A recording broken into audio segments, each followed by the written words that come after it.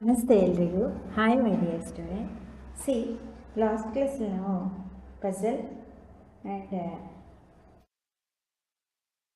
Food ಇದ್ರ ಬಗ್ಗೆ discuss ಮಾಡಿದ್ವಿ. ಸೀನೆ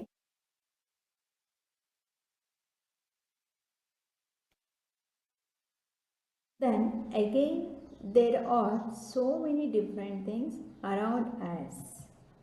ಏನು, ನಮ್ಮ ಸುತ್ತಲೂ ವಿಭಿನ್ನವಾದ ವಸ್ತುಗಳಿದೆ, ಡಿಫ್ರೆಂಟ್ ಥಿಂಗ್ಸ್ ಇದೆ, ಬೇರೆ ಬೇರೆ ವಿಭಿನ್ನವಾದ ವಸ್ತುಗಳಿದೆ. The paper we write on, the metal key, the plastic ruler and the rubber eraser in our box. ಏನು, ನಾವು ಒಂದು ಕ್ಲಾಸ್ ರೂಮಲ್ಲಿ ಇದ್ದೀವಿ ಅಥವಾ ಮನೆಯಲ್ಲೇ ಇದ್ದೀವಿ ಅಂತ ತಿಳ್ಕೊಳ್ಳಿ. ಮನೆಯಲ್ಲಿ ನಾವು ಇದ್ರೆ ಎಷ್ಟೊಂದು ವಸ್ತುಗಳಿರುತ್ತೆ. ಟಿ ವಿ ಇರುತ್ತೆ, ಪೆನ್ ಇರುತ್ತೆ, ನಾವು ಟೇಬಲ್ ಮೇಲೆ ಕೂತ್ಕೊಂಡ್ರೆ ನ್ಯೂಸ್ ಪೇಪರ್ ಇರುತ್ತೆ, ಇರುತ್ತೆ, ಪೀಸ್ ಆಫ್ ಪೇಪರ್ ಇರುತ್ತೆ, ಆ್ಯಂಡ್ ಏನೇನೋ ಮನೆಗಳಲ್ಲಿ ವಸ್ತುಗಳನ್ನ ಇಟ್ಟಿರ್ತೀವಿ. ಹಾಗೆ ನಾವು ಸ್ಕೂಲ್ಗೆ ಹೋದ್ವಿ ಅಂದರೆ ಒಂದು ಟೇಬಲ್ ಅಥವಾ ಡೆಸ್ಕ್ ಮೇಲೆ ಏನೇನು ಇರ್ಬೋದು, ನಮ್ಮ ಸುತ್ತ ಪೆಟ್ಟಿಗೆಯಲ್ಲಿ ಅಳಿಸೋಕೆ ಅಂತ ಒಂದು ಇಲ್ಲಿ ಪೇಪರ್ ವಿ ರೈಟ್ ಆನ್, ಬರೆಯುವ ನೋಟ್ಬುಕ್ ಕಾಗದ ಇರುತ್ತೆ. ಮೆಟಲ್ ಕೀ, ಒಂದು ಲೋಹದ ಕೀ ಇರುತ್ತೆ. The plastic ruler and the rubber eraser in our box, ಏನು ಒಂದು ಅಳತೆ ಪಟ್ಟಿ ಸ್ಕೇಲ್ ಇರುತ್ತೆ, ಒಂದು ಪ್ಲಾಸ್ಟಿಕ್ ಸ್ಕೇಲ್ ಇರುತ್ತೆ ನಮ್ಮ ಜಾಮೆಟ್ರಿ ಬಾಕ್ಸಲ್ಲಿ.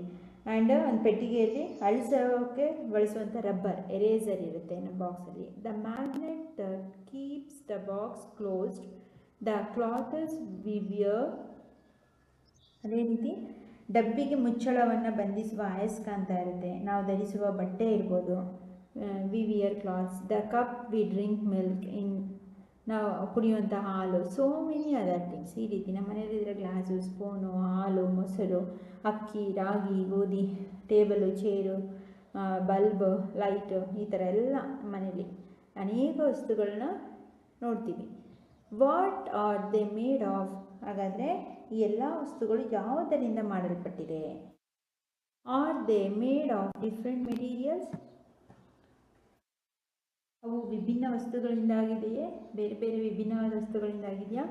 How do we separate different materials from one another? ಹಾಗಾದರೆ ಈ ವಿಭಿನ್ನವಾದ ವಸ್ತುಗಳನ್ನು ಒಂದರಿಂದ ಮತ್ತೊಂದನ್ನು ಹೇಗೆ ಪ್ರತ್ಯೇಕಿಸೋದು, ಹೇಗೆ ಸಪ್ರೇಟ್ ಮಾಡುವಂಥದ್ದು, ಹೇಗೆ ಬೇರೆ ಮಾಡುವಂಥದ್ದು? ಸಿ,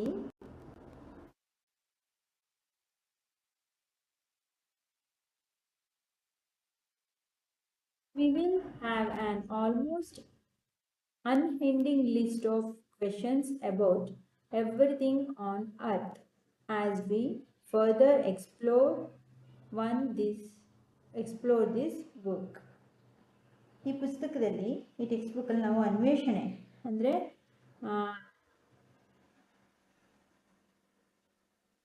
ಅನ್ವೇಷಣಾ ಅಧ್ಯಯನ ಮುಂದುವರಿದಂತೆ ಭೂಮಿಯ ಕುರಿತಂತೆ ಅಂದರೆ ಅರ್ಥನ ಬಗ್ಗೆ ಕುರಿತಂತೆ ಬಹುತೇಕ ಅಂತ್ಯವೇ ಇಲ್ಲದ ಅನ್ಎಂಡಿಂಗ್ ಪ್ರಶ್ನೆಗಳ ಪಟ್ಟಿಯೇ ಸಿದ್ಧವಾಗುತ್ತೆ. ಅಂದರೆ we will have almost unending list of questions about everything on earth as we further explore this. ಈ ಬುಕ್ಕಲ್ಲಿ ನಾವು ಭೂಮಿ ಬಗ್ಗೆ, ಭೂಮಿ ಮೇಲಿರೋ ವಸ್ತುಗಳ ಬಗ್ಗೆ ತಿಳ್ಕೊಳ್ಳೋಕೆ ಅಂತ ಹೋದರೆ ಕೊನೆಯೇ ಇಲ್ಲದಂತೆ ಅದ್ರ ಬಗ್ಗೆ ಅನ್ವೇಷಣೆ ಮಾಡೋಕ್ಕೆ ಹೋದರೆ, ವಸ್ತುಗಳು ಹೇಗಾಗಿದೆ, ಯಾವ ರೀತಿಯ ವಸ್ತುಗಳಿದೆ ಅಂತ ಏನಾದರೂ ನಾವು ಕ್ವಶನಿಂಗ್ ಮಾಡೋಕ್ಕೆ ಹೋದರೆ, ಆ ರೀತಿ ತಿಳ್ಕೊಳ್ಳೋಕ್ಕೆ ಅಂತ ಹೋದರೆ ಅನ್ಎಂಡಿಂಗ್ ಲಿಸ್ಟ್, ಒಂದು ಕೊನೆಯೇ ಇಲ್ಲದ ಒಂದು ಪಟ್ಟಿಯೇ ಸಿದ್ಧವಾಗುತ್ತೆ. But why limit our questions to the earth alone? ಹಾಗಾದರೆ ನಮ್ಮ ಪ್ರಶ್ನೆಗಳನ್ನು ಕೇವಲ ಭೂಮಿಗೆ ಮಾತ್ರ ಏಕೆ ಸೀಮಿತಗೊಳಿಸಬೇಕು? ಹಾಗಾದರೆ ಆ ರೀತಿ ಎಂಡಿಂಗ್ ಅಂತ ಆದಮೇಲೆ ಭೂಮಿಗೆ ಮಾತ್ರ ಯಾಕೆ ನಾವು ಭೂಮಿ ಮೇಲೆ ಇರುವಂಥದ್ದು, ಭೂಮಿ ಒಳಗಿರ್ತಕ್ಕಂಥದ್ದನ್ನು ಮಾತ್ರ ಯಾಕೆ ನಾವು ಅಧ್ಯಯನ ಮಾಡಬೇಕು? ಅಷ್ಟಕ್ಕೆ ಮಾತ್ರ ಯಾಕೆ ನಾವು ಅನ್ವೇಷಣೆಯನ್ನು ಅಲ್ಲಿಗೆ ಕೊನೆಗೊಳಿಸಬೇಕು? We can ask questions on things behind the sun, moon and the millions of stars that shine in the sky. ಬರೀ ಕೇವಲ ಭೂಮಿ ಬಗ್ಗೆ ಮಾತ್ರ ನಾವು ಪ್ರಶ್ನಿಸೋದೆ ಭೂಮಿಯ ಹೊರಗೆ ಆಗಸದಲ್ಲಿ ಇರ್ತಕ್ಕಂಥ ಸೂರ್ಯ, ಚಂದ್ರ, ಬೆಳೆಯುವ ಮಿಲಿಯನ್ ಗಟ್ಟಲೆ ನಕ್ಷತ್ರಗಳು, ಇವುಗಳ ಬಗ್ಗೆನೂ ನಾವು ಪ್ರಶ್ನಿಸಬಹುದಲ್ಲ? ಭೂಮಿಯಿಂದ ಆಚೆ ಏನು ಈ ರೀತಿ ಸ್ಟಾರ್ಸ್, ಸನ್ನು, ಮೂನು, ಇವುಗಳ ಬಗ್ಗೆನೂ ನಾವು ಅನ್ವೇಷಣೆ ಮಾಡ್ಬೋದಲ್ಲ ಅಂತ ಕೇಳ್ತಿದ್ದಾರೆ. Whether you are learning about the structure of a leaf discovering how things move, or separating the skin of a peanut seed. ನಿಮ್ಮ ಹೈಗೆ ನಿಮಗೆ whether we are learning about the structure of leaf seeds, we hope each chapter of this book will ignite your spirit of inquiry. ನೀವು ಈಗಾಗಲೇ ಹಲವು ಪ್ರಶ್ನೆಗಳಿಗೆ ಉತ್ತರವನ್ನು ಕಂಡಿಟ್ಕೊಂಡಿದ್ದೀರಾ. ಅಂದರೆ ಏನಿರ್ಬೋದದು?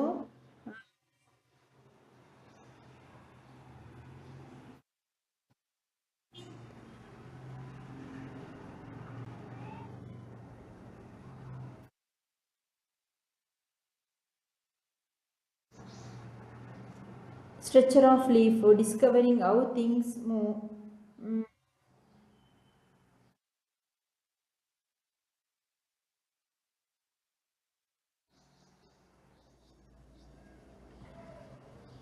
Whether you are learning about the structure of leaf, ಅಂದರೆ ಒಂದು ಎಲೆಯ structure, ಅದರ ರಚನೆ ಹೇಗಿರುತ್ತೆ. ಡಿಸ್ಕವರಿಂಗ್ ಹೌ ಥಿಂಗ್ಸ್ ಮೂವ್, ಅಂದರೆ ವಸ್ತುಗಳು ಹೇಗೆ ಚಲಿಸುತ್ತೆ. Or separating the skin of peanut seed, ಒಂದು ಬಟಾಣಿ ಸಸ್ಯದಿಂದ ಅದರ ಸಿಪ್ಪೆಯನ್ನು ಹೇಗೆ ತೆಗೆಯೋದು. We hope each chapter of this book we ignite your spirit of enquiry and hopefully you will have lots of questions on your mind. ಅಂದರೆ ನಿಮ್ಮ ಮೈಂಡ್ಗೆ ಈ ರೀತಿ, ಅಂದರೆ ನಮಗೆ ಇದ್ರ ಬಗ್ಗೆ ಎಲ್ಲ ತಿಳ್ಕೊಂಡಿದ್ರು, ನಿಮ್ಮ ಮೈಂಡ್ಗೆ ಏನು ಅನೇಕ ಪ್ರಶ್ನೆಗಳು, ಅನೇಕ ಪ್ರಶ್ನೆಗಳು ನಿಮ್ಮ ಮನಸ್ಸಿಗೆ, ನಿಮ್ಮಲ್ಲಿ ಪ್ರಶ್ನೆಗಳನ್ನು ಹುಟ್ಟುಹಾಕುತ್ತೆ. ಅದು ಮುಗಿಯೋದೇ ಇಲ್ಲ. Even though you may have not realise it, you have already been finding answers to many of your questions. ನಿಮ್ಮ ಅರಿವಿಗೆ ಬಾರದಿದ್ದರೂ ನೀವು ಈಗಾಗಲೇ ಹಲವು ಪ್ರಶ್ನೆಗಳಿಗೆ ಉತ್ತರವನ್ನು ಕಂಡುಕೊಂಡಿದ್ದೀರ. ನಿಮಗೆ ನಿಮ್ಮ ಅರಿವಿಗೆ ಬಂದಿಲ್ಲ, but even though you may have not realise, ನಿಮಗೆ ಗೊತ್ತಿಲ್ಲ, ನಿಮ್ಮ ಅರಿವಿಗೆ ಬಂದಿಲ್ಲ, ರಿಯಲೈಸ್ ಆಗಿಲ್ಲ, but you have already been finding answers to many of your questions. ನಿಮ್ಮ ಪ್ರಶ್ನೆಗಳಿಗೆ, ಅನೇಕ ಪ್ರಶ್ನೆಗಳಿಗೆ ನೀವೇ ಉತ್ತರವನ್ನು ಕಂಡುಕೊಂಡಿರ್ತೀರಾ. Suppose your pen stops writing, ಒಂದು ವೇಳೆ ಸಡನ್ನಾಗಿ ನೀವು ಬರೀತಿರ್ತಕ್ಕಂಥ ಲೇಖನಿ ಅದು ನಿಲ್ಲಿಸ್ಬಿಡ್ತು ಬರೆಯೋದು. ವಾಟ್ ವುಡ್ ಯು ಡೂ, ಏನು ಮಾಡ್ತೀರಾ ಅವಾಗ? You would ask yourself the question, ನಿಮ್ಮಲ್ಲೇ ನೀವು ಪ್ರಶ್ನೆಯನ್ನು ಕೇಳ್ಕೊಳ್ತೀರಿ. ಏನಂತ ಕೇಳ್ಕೊಳ್ತೀರಾ? Why did my pen stop writing, ಯಾಕೆ ನನ್ನ ಪೆನ್ನು ಬರೆಯೋದು ನಿಂತೋಯ್ತು, ಯಾಕಿದು ಬರೀತಾ ಇಲ್ಲ ಅಂತ ಫಸ್ಟ್ ಕೇಳ್ಕೊತೀರಾ. You might guess that the ink finished, ತಕ್ಷಣ ನಿಮ್ಗೆ ಯಾವ ಥಾಟ್ ಬರುತ್ತೆ? ಮೇ ಬಿ ಯಾಕೆ ಬರಿತಾ ಇಲ್ಲ ನನ್ನ ಪೆನ್ನು ಅಂದರೆ ಅಲ್ಲೇನಾಗಿದೆ, ಇಂಕ್ ಖಾಲಿಯಾಗಿರಬೇಕು, ಶಾಯಿ ಮುಗಿದಿರಬೇಕು, ಅದಕ್ಕೆ ಬರಿತಾ ಇಲ್ಲ ಅಂತ ನಿಮ್ಮ ತಲೆಗೆ ಬರುತ್ತೆ ಅಲ್ವಾ. You would then test this guess by opening the pen and checking the ink refill. ಏನು ಮಾಡ್ತೀರಾ ಆಗ? ಬರಿತಾ ಇಲ್ಲ ಅಂದ ತಕ್ಷಣ ಯಾಕೆ ಬರಿತಾ ಇಲ್ಲ ಅಂತ ಮನ್ಸಿಗೆ ಬರುತ್ತೆ. ಆಗ ಮೇ ಬಿ ಇಂಕ್ ಖಾಲಿಯಾಗಿರಬೇಕು, ಅದಕ್ಕೆ ನನ್ನ ಪೆನ್ ಬರೆಯೋದು ನಿಂತೋಗಿದೆ. ಆ ಗೆಸ್ನ ನಿಜಾನ ಸುಳ್ಳ ಅಂತೇಳಿ ತಿಳ್ಕೊಳ್ಳೋದಕ್ಕೆ ಏನು ಮಾಡ್ತೀರಾ? Opening the pen and checking the ink refill. ನೀವು ಪೆನ್ನನ್ನು ಇಲ್ಲಿ ನೋಡಿ, ಓಪನ್ ಮಾಡಿ ರೀಫಿಲ್ನ ಚೆಕ್ ಮಾಡ್ತೀರಿ, ಇಂಕ್ ಇದೆಯೋ ಅಲ್ವಾ. If it is empty, you would know that your guess was correct. ಒಂದು ವೇಳೆ ಆ ರೀಫಿಲ್ನಲ್ಲಿ ನಿಮ್ಮ ಗೆಸ್ ಪ್ರಕಾರ ಆ ರೀಫಿಲ್ ಎಂಟಿ ಆಗಿದ್ರೆ, ಅದು ಖಾಲಿ ಆಗಿದ್ರೆ ಇಂಕು, ನೀವು ಊಹೆ ಮಾಡಿರ್ತಕ್ಕಂಥದ್ದು, ನೀವು ಗೆಸ್ ಮಾಡಿದಂತಹ ಊಹಿಸಿದಂತಹ ಒಂದು ಅನುಮಾನ ನಿಜ ಆಗುತ್ತೆ. But suppose you found that the ink was not finished, ನಾವು ವಾಟ್ ವುಡ್ ಯು ಡೂ? ಒಂದು ವೇಳೆ ನೀವು ಪೆನ್ನಲ್ಲಿ ಆ ರೀಫಿಲ್ನ ಓಪನ್ ಮಾಡಿದಾಗ ಇಂಕ್ ಖಾಲಿ ಆಗಿದೆ, ಒಂದು ವೇಳೆ ಇಂಕ್ ಹಾಗೆ ಇತ್ತು ಅಂದರೆ ನೀವು ಏನಂತ ಅಂದ್ಕೊಳ್ತೀರಾ? ಮತ್ತೆ you would make another guess, perhaps the ink might have dried up. ಒಂದು ವೇಳೆ ಇಂಕು ಇದೆ, ಖಾಲಿ ಆಗಿಲ್ಲ, ತೆಗೆದು ನೋಡ್ತೀರಾ, ಅವಾಗ ಏನಂತ ಮನಸ್ಸಿಗೆ ಬರುತ್ತೆ? ಇಂಕ್ ಇದೆ, ಇಂಕೇನು ಖಾಲಿ ಆಗಿಲ್ಲ, ಮತ್ತೆ ಯಾಕೆ ಬರಿತಾ ಇಲ್ಲ? ಮತ್ತೆ ಇನ್ನೊಂದು ಪ್ರಶ್ನೆ ಹುಟ್ಟುತ್ತೆ ನಿಮ್ಮಲ್ಲಿ. ಏನು? You would make another guess, ಇನ್ನೊಂದು ಊಹೆಯನ್ನು ಮಾಡ್ತೀರಾ. ಏನು? The ink might have dried up. ಒಂದು ವೇಳೆ ಅಲ್ಲಿ ರೀಫಿಲಲ್ಲಿ ಇರ್ತಕ್ಕಂಥ ಇಂಕ್ ಏನಾಗಿದೆ? ಒಣಗೋಗಿದೆ, ಡ್ರೈ ಆಗಿದೆ ಶಾಯಿ. To test if this guess is correct or not, you will try something else. ಒಂದು ವೇಳೆ ಈ ನಿಮ್ಮ ಮಾಡಿರ್ತಕ್ಕಂಥದ್ದು ಅದ್ರ ಬಗ್ಗೆ ಸತ್ಯಾಸತ್ಯತೆ ಪರೀಕ್ಷಿಸಲು ನೀವು ಇನ್ನೇನಾದರೂ ಮಾಡೋಕ್ಕೆ ಪ್ರಯತ್ನ ಮಾಡ್ತೀರಿ. ಅದು ನಾನು ಅಂದ್ಕೊಂಡಿರೋದು ನಿಜಾನೋ ಇಲ್ವೋ, ಡ್ರೈ ಆಗಿದೆಯೋ ಇಲ್ವೋ ರೀಫಿಲ್ ಅನ್ನೋಕ್ಕೆ. ಕೆಲವೊಂದು ಸಲ ಏನು ಮಾಡ್ತೀವಿ, ಆ ರೀಫಿಲ್ನ ಎರಡೂ ಕೈ ಮಧ್ಯೆ ಇಟ್ಕೊಂಡು ಉಜ್ಜಿತೀವಿ. ಅಲ್ವಾ? ಉಜ್ಜಿದ್ರೆ ನೆಕ್ಸ್ಟ್, ಅಥವಾ ಹಿಂಗೆ ಕೊಡುವಿದ್ರೆ ಶೇಕ್ ಮಾಡಿದ್ರೆ ಬರೆಯುತ್ತೆ. ಈ ರೀತಿಯ ಆಲೋಚನೆಗಳು ಬರುತ್ತೆ. This is exactly how science works. ಈಗೇನು ನಿಮ್ಮ ಮನಸ್ಸಿಗೆ ಒಂದು ಪೆನ್ ಬರೀತಿರುವಂತಹ ಪೆನ್ ಖಾಲಿಯಾಗಿ ನಿಮ್ಮ ಮನಸ್ಸಿಗೆ ಯಾವ್ಯಾವ ಥಾಟ್ಸ್ ಬಂತೋ ಇದೇ ವಿಜ್ಞಾನ. ಇದೆಯಾ? ನಿಮ್ಮ ಮನಸ್ಸಿಗೆ ಬಂತಲ್ಲ ಈಗ, ಓ ಈ ರೀತಿ ಅಲ್ಲ, ಈ ರೀತಿ ಆಗಿದೆ ಅಂತೇಳಿ ಮನಸ್ಸಿಗೆ ಬಂತಲ್ಲ, ಇದನ್ನ ಏನಂತ ಕರಿತೀವಿ? ಇದೇ ವಿಜ್ಞಾನ. ಆಗ್ತಿದ್ಯಾ? ಇದನ್ನೇ ನಾವೇನಂತ ಕರೆಯೋದು? ವಿಜ್ಞಾನ ಅಂತೇಳಿ ಕರೆಯೋದು. The way you try to find out why your pen stopped writing is an example of a scientific method. ನೀವು ನಿಮ್ಮ ಬರಿತಿರ್ತಕ್ಕಂಥ ಪೆನ್ನು ಯಾವಾಗ ಬರೆಯೋದು ನಿಲ್ಲಿಸ್ತೋ, ಅದು ಯಾಕೆ ಬರೀತಾ ಇಲ್ಲ, ಏನಾಗಿರ್ಬೋದು ಅಂತ ನಿಮ್ಮ ತಲೆಯಲ್ಲಿ ಪ್ರಶ್ನೆಗಳು ಉಟ್ಕೊಳ್ತಲ್ಲ, ಈ ರೀತಿ ಅದಕ್ಕೆ ಪ್ರಶ್ನೆಗಳಿಗೆ ಉತ್ತರವನ್ನ ಕಂಡುಕೊಳ್ಳೋಕೆ ನೀವು ಕೆಲವೊಂದು ಮಾರ್ಗಗಳನ್ನ, ಅದನ್ನ ಪೆನ್ನ ಓಪನ್ ಮಾಡಿ ನೋಡೋದು ಅಥವಾ ಗಟ್ಟಿಯಾಗಿದೆಯಾ ಅಂತ ಪರೀಕ್ಷಿಸೋದು, ಈ ರೀತಿಯ ಕೆಲವೊಂದು ನೀವು ಪ್ರಯತ್ನಗಳನ್ನ ಮಾಡ್ತೀರಲ್ಲ, ಆ ಮಾರ್ಗವನ್ನೇ ನಾವೇನಂತ ಕರಿತೀವಿ?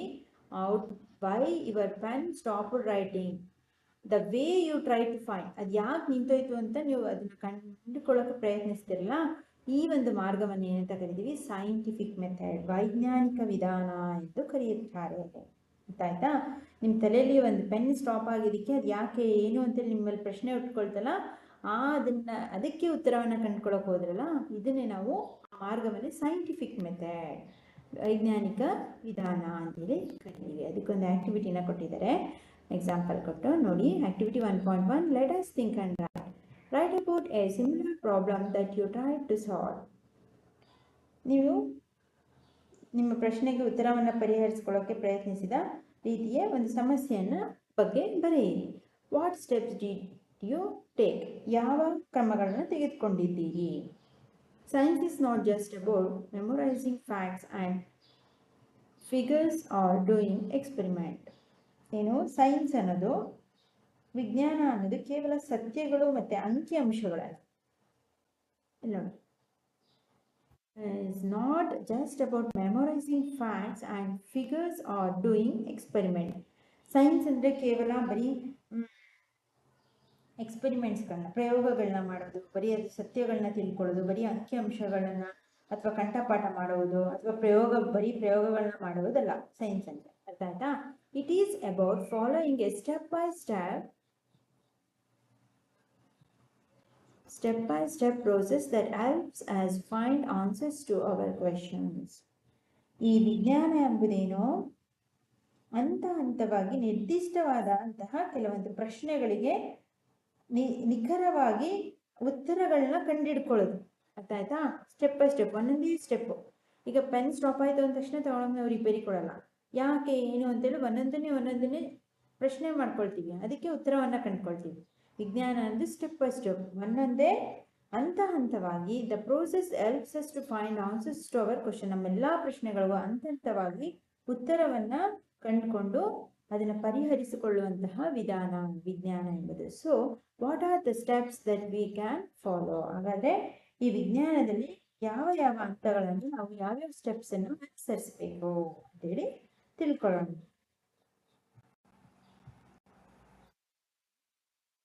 Observe something that we find interesting or we do not understand.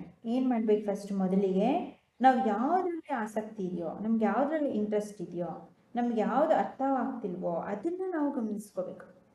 ಈಗ ಒಬ್ಬೊಬ್ಬರಿಗೆ ಸೈನ್ಸ್ ಅಂದರೆ ಇಷ್ಟ, ಕೆಲವರಿಗೆ ಮ್ಯಾಥ್ಸ್ ಅಂದರೆ ಇಷ್ಟ. ಮ್ಯಾಥ್ಸ್ ಇಷ್ಟ ಇರೋರು ಏನು ಮಾಡ್ತಾರೆ? ನನಗೇನು ಅರ್ಥ ಆಗ್ತಿಲ್ಲ, ನಾನು ಯಾವುದ್ರ ಬಗ್ಗೆ ಕಾನ್ಸಂಟ್ರೇಟ್ ಮಾಡಬೇಕು, ನನಗೆ ಯಾವುದ್ರ ಮೇಲೆ ನಮಗೆ ತುಂಬ ಆಸಕ್ತಿ ಇರುತ್ತೆ ಅದನ್ನು ಕಂಡುಕೊಳ್ಳೋಕೆ ಹೋಗ್ತೀವಿ, ಅದನ್ನು ಹೆಚ್ಚೆಚ್ಚು ತಿಳ್ಕೊಳ್ಳೋಕೆ ಹೋಗ್ತೀವಿ, ಅದನ್ನು ಕಲಿಯೋಕ್ಕೆ ಹೋಗ್ತೀವಿ ನಾವು, ಅಲ್ವಾ? ಈಗ ಒಂದು ಮಗುಗೆ ನೀವೇ ಈಗ ಗೇಮ್ಸ್ಗಳಲ್ಲಿ ಕೆಲವ್ರಿಗೆ ಕೇರಮ್ ಮಾಡೋದು ಇಷ್ಟ.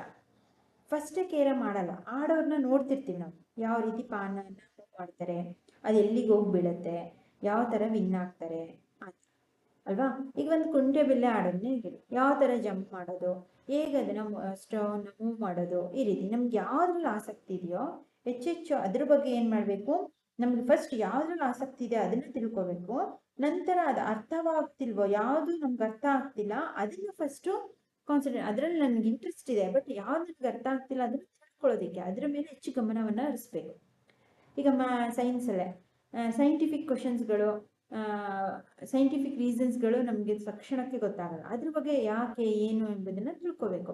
ಮ್ಯಾಥ್ಸಲ್ಲಿ ಯಾವುದೋ ಒಂದು ದೊಡ್ಡ ಥಿಯರಮ್ಸ್ ಇರ್ಬೋದು, ಯಾವುದೋ ಒಂದು ಅಡಿಷನ್ನು ಸಬ್ಟ್ರಾಕ್ಷನು ಡಿವಿಷನ್ನು. ನನಗೆ ಅಡಿಷನ್ ಸಬ್ಟ್ರಾಕ್ಷನ್ ತುಂಬ ಈಸಿ, ಆದರೆ ಡಿವಿಷನ್ ಮಾಡೋಕ್ಕೆ ಬರಲ್ಲ. ಅದನ್ನ ತಿಳ್ಕೋಬೇಕು, ಗಮನಿಸಬೇಕು, ಅದನ್ನು ಹೆಚ್ಚು ಕಾನ್ಸಂಟ್ರೇಟ್ ಮಾಡಿ ನೋಡಬೇಕು ಫಸ್ಟ್ ಆಫ್ ಆಲ್ ಸೈನ್ಸಲ್ಲಿ. This makes us wonder and perhaps think of a question about it. ಇದು ನಮಗೆ ಅಚ್ಚರಿಯನ್ನುಂಟು ಮಾಡುತ್ತೆ. ಮತ್ತು ಏನು ವಂಡರ್, ನಾವು ಆ ರೀತಿ ನಮಗೆ ಗೊತ್ತಿಲ್ಲದೆ ಇರೋದ್ರ ಬಗ್ಗೆ ನಾವು ತಿಳ್ಕೊಳಕ್ಕೆ ಹೋದರೆ ನಮಗೆ ಅದು ವಂಡರ್ ಆಗಿರುತ್ತೆ ಅಲ್ವಾ, ತುಂಬ ಏನೋ ಅಚ್ಚರಿಯನ್ನು ಉಂಟು ಮಾಡುತ್ತೆ. ಭವಿಷ್ಯ ನಾವು ಇದ್ರ ಬಗ್ಗೆ ಏನೋ ಪ್ರಶ್ನೆಗಳನ್ನು ಯೋಚಿಸ್ತೇವೆ, ಯಾಕೆ ಏನು ಅಂತೇಳಿ ನಮಗೆ think of a question about it, ಅದ್ರ ಬಗ್ಗೆ ಏನೋ ಪ್ರಶ್ನೆಗಳನ್ನ ಮಾಡೋದಕ್ಕೆ ಪ್ರಾರಂಭಿಸ್ತೀವಿ.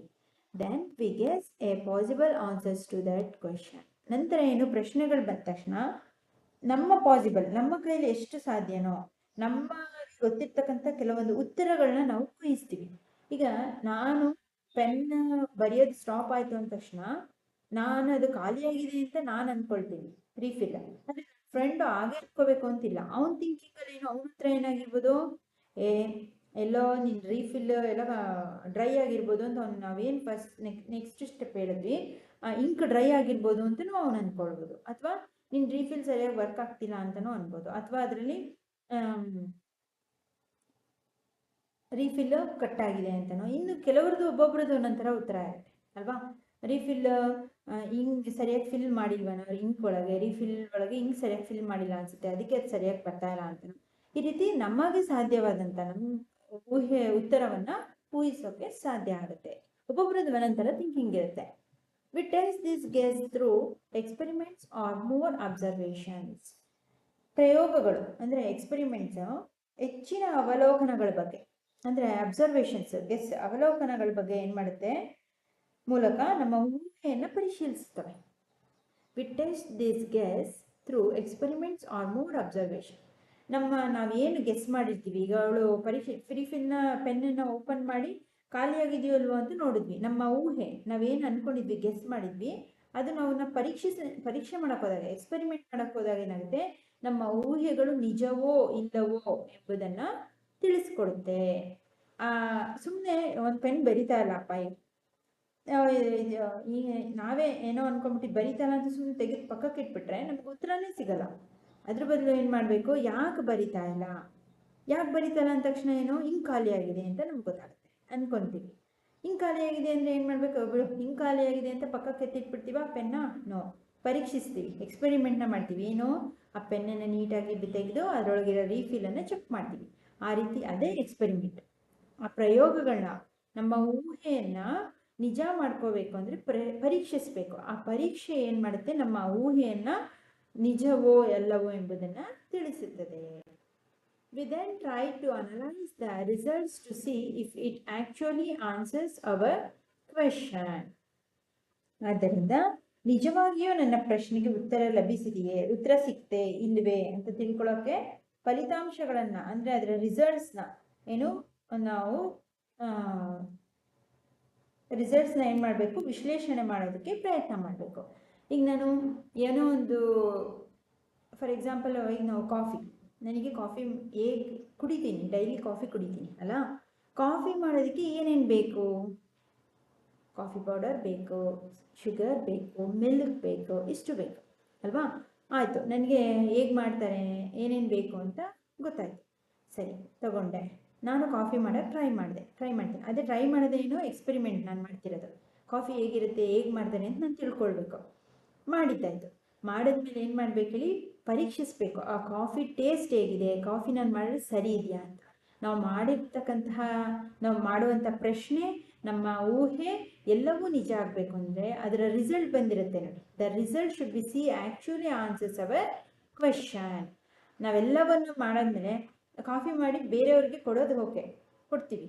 ಅದು ಹೇಗಾಗಿದೆ ನಾನು ಮಾಡಿರ್ತಕ್ಕಂತಹ ನನ್ನ ಊಹೆ, ನನ್ನ ಅನುಮಾನ ನಿಜ ಆಗಿದೆಯಾ ಅಂದರೆ ಅದನ್ನು ನಾವು ಆ ರಿಸಲ್ಟ್ನ ಬರುತ್ತಲ್ಲ ಅದನ್ನು ಪರೀಕ್ಷಿಸಬೇಕು. ನಾನು ಸಹ ಕಾಫಿ ನೋಡಬೇಕು ಅಲ್ವಾ, ಕಾಫಿ ನಾನು ಮಾಡಿರೋದು ಸರಿ ಬಂತ, ನಾನು ಮಾಡಿರೋದು ಕಾಫಿನೇ ಸರಿಯಾಗಿ ರಿಸಲ್ಟ್ ಬಂತ ಅಂತೇಳಿ. ಸೊ ಆ ಬಂದಿರ್ತಕ್ಕಂತಹ ಫಲಿತಾಂಶವನ್ನು, ರಿಸಲ್ಟ್ಸ್ನ ವಿಶ್ಲೇಷಣೆ ಮಾಡುವಂತಹ ಪ್ರಯತ್ನವನ್ನು, ಅಂತಹ ಗುಣವನ್ನು ಸಹ ನಾವು ಬೆಳೆಸ್ಕೊಳ್ಬೇಕು. ಈಗ ನಾನು ಏನೋ ಒಂದು ಮಾಡಿದ್ದಾರೆ, ಕೊಟ್ಟಿದ್ದಾರೆ, ಟೆಸ್ಟ್ ಮಾಡಿದ್ದೇನೆ ಅಂದರೆ ಅದರ ರಿಸಲ್ಟ್ನು ನಾನು ತಿಳ್ಕೊಬೇಕು. ಕಾಫಿ ಆಯಿತು, ಮಾಡಾಯಿತು, ಕೊಟ್ಟಾಯಿತು, ಸುಮ್ಮನೆ ಹೋಗ್ಬಿಡೋದು ಅಲ್ವಾ. ನಾನು ಮಾಡಿರ್ತಕ್ಕಂಥ ಸರಿ ಇದೆಯೋ ನಾವು ಚೆಕ್ ಮಾಡ್ತೀವಲ್ವಾ, ಆ ಇಂಟ್ರೆಸ್ಟ್ ನಮ್ಗೆ ಇರುತ್ತಲ್ವಾ, ಆ ರಿಸಲ್ಟು ಸಹ ಇಂಪಾರ್ಟೆಂಟ್ ಆಗುತ್ತೆ. ಆಯಿತಾ? ಓಕೆ, ಇದು ಇಷ್ಟರಲ್ಲಿ ಇವತ್ತಿಂದ. ನೆಕ್ಸ್ಟ್ ಸೈಂಟಿಸ್ಟ್ ಆರ್ ಇಲ್ಲಿಂದ ಕಂಟಿನ್ಯೂ ಮಾಡೋಣ. ಏನಾದ್ರು ಡೌಟ್ಸ್ ಅರ್ಥ ಆಗಲಿಲ್ಲ ಅಂದರೆ ಡಿಸ್ಕ್ರಿಪ್ಷನಲ್ಲಿ ಕಮೆಂಟ್ ಮಾಡಿ. ಆದಷ್ಟು ಈ ವಿಡಿಯೋಸ್ನ ನಿಮ್ಮೆಲ್ಲ ಫ್ರೆಂಡ್ಸ್ಗಳಿಗೂ ಶೇರ್ ಮಾಡಿ, ಅವ್ರಿಗೂ ಸಬ್ಸ್ಕ್ರೈಬ್ ಮಾಡ್ಕೊಂಡು. ಬಿಕಾಸ್ ಸಬ್ಸ್ಕ್ರೈಬ್ ಮಾಡಿಕೊಂಡ್ರೆ ನಾನು ಡೈಲಿ ಆಗ್ತಕ್ಕಂತಹ ವೀಡಿಯೋಸ್ ಸರ್ಚ್ ಮಾಡೋ ಅವಶ್ಯಕತೆ ಇರಲ್ಲ, ಈಸಿಯಾಗಿ ಅವ್ರಿಗೆ ನೋಟಿಫಿಕೇಶನಲ್ಲಿ ಬರುತ್ತೆ ಹಾಗಾಗಿ. ಆ್ಯಂಡ್ ಆದಷ್ಟು ಕನ್ನಡ ಮೀಡಿಯಮಲ್ಲಿ, ಇಂಗ್ಲೀಷ್ ಮೀಡಿಯಮಲ್ಲಿ ಎಲ್ರಿಗೂ ಶೇರ್ ಮಾಡಿ. ಡೈಲಿ 2-3 ಟೈಮ್ ಆಡಿಯೋನ ಕೇಳಿ, ಟೆಕ್ಸ್ಟ್ ಬುಕ್ನ ರೀಡ್ ಮಾಡಿ. ಆದಷ್ಟು 2-3 ಟೈಮ್ ಟೆಕ್ಸ್ಟ್ ಬುಕ್ ರೀಡ್ ಮಾಡಿ. ಆ್ಯಂಡ್ ಹೋಮ್ವರ್ಕ್ ಕ್ವಶನ್ಸ್ಗೆ ನೀವೇ ಆನ್ಸರ್ ಮಾಡೋಕ್ಕೆ ಟ್ರೈ ಮಾಡಿ. ಓಕೆನಾ?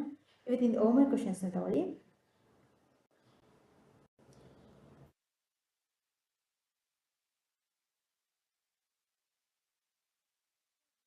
Science is not just about memorizing facts and figures and experiments. ಯಾಕೆ ವಿಜ್ಞಾನ ಒಂದು ಪ್ರಯೋಗ ಅಥವಾ ಸತ್ಯ ಅಲ್ಲ?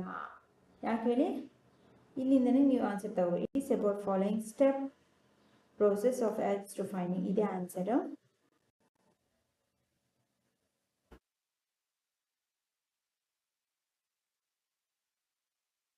What are steps we follow in finding the results in science?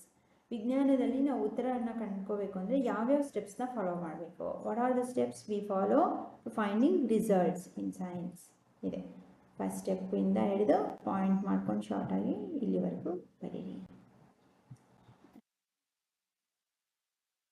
ಇದಿಷ್ಟು. What is scientific method? Define scientific method. Define scientific method. Write a short note on. Sorry. Define scientific method. Scientific method ಅಂದರೆ ಏನು? ಇದಿಷ್ಟು within over questions. ನೀವೇ answer ಮಾಡೋಕ್ಕೆ try ಮಾಡಿ. ಅರ್ಥ ಆಗಲಿಲ್ಲ ಅಂದರೆ ಡಿಸ್ಕ್ರಿಪ್ಷನ್ಗೆ ಕಮೆಂಟ್ ಮಾಡಿ. And how can we try to find answers to our questions in our own? ಇಲ್ಲಿ ಕೊಟ್ಟಿದ್ದಾರೆ.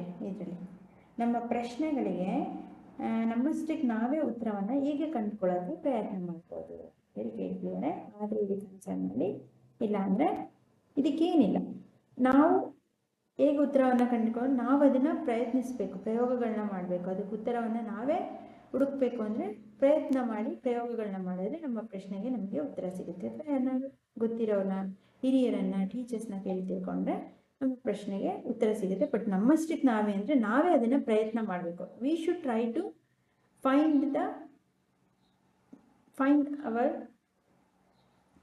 find we should try to find answer, try to get answers from our questions. Okay na? Okay my dear student, history playlist check ಮಾಡಿ, lesson complete video ಸಿಗುತ್ತೆ. Thank you.